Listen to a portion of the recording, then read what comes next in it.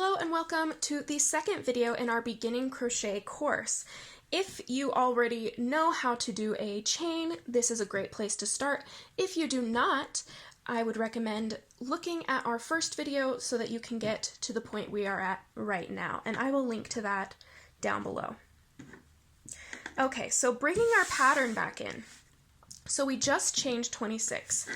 Now we go down to row 1. So we're going to SC, which is single crochet up here, we see in our abbreviations, single crochet in the second chain from hook and in each chain across.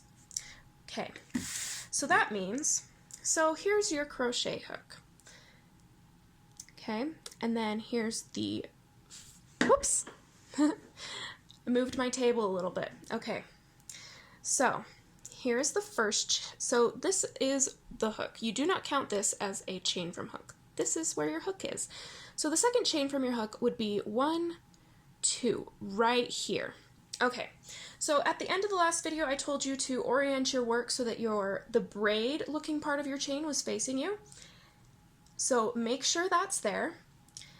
Now from 1, 2, so in the second chain from the hook, we're going to single crochet, and this is how you do that. So for our purposes today, you're just going to stick your crochet hook in through this top part of your little braid chain here. So the chain has like two parts, a bottom part and a top part. We're just going to go through the top part and bring it on your hook. So now you have 2 loops on your hook.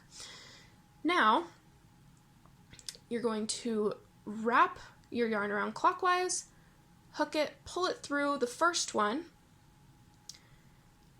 wrap around, hook it, and then pull it through the last 2. Now on my pattern, you'll notice that under single crochet, I wrote US terms.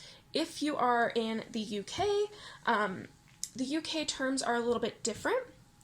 So it's important to pay attention to which terms the pattern is using.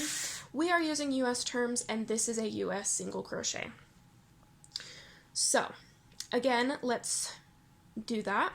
So I'm going to stick my hook in through this next chain, being careful not to skip it. I'm going to stick it through the top part of the chain, wrap my yarn around clockwise, hook it, pull it through, wrap my yarn around again, and pull through 2. So what you're doing is you're pulling yarn through your work to attach it to the foundation row, and then you're just wrapping around and you're creating the stitch by pulling this second time you wrap around through the 2 loops, the loop that you pulled up to connect it and the loop that was already on your hook. So it says to single crochet in the second chain from the hook and in each chain across, which means we are doing single crochets all the way back down. So while you're doing this, it is important to keep in mind not to twist your work. So if you need to, before you go into the next chain, make sure that it's still oriented with the braid facing you. You don't want to be twisting it and then skipping things and going in different places. You want it facing you so that you can see the braid going in the top part, wrapping around, pulling through, wrapping around, and pulling through. So I'm just going to hurry and do that all the way to the end.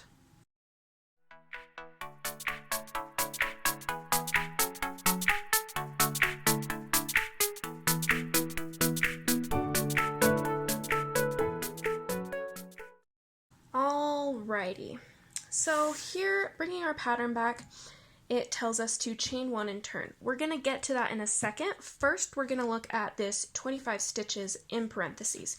So what that means is that we should now have 25 stitches across our work.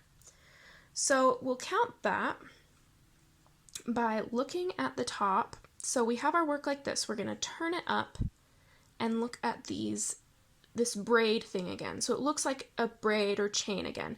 So this is called, each one of these are called a saddle.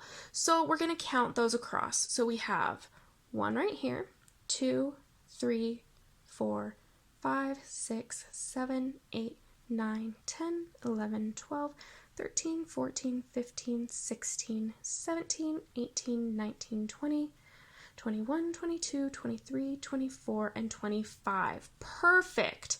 So we have our 25 stitches. Now it says to chain 1 and turn.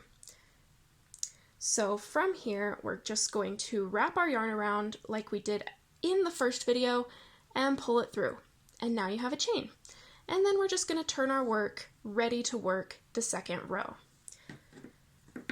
So to begin working the second row, we're going to switch over to the third video, which I will link to. And in that third video, we will also go over once again reading a pattern, reading your work, and counting your stitches.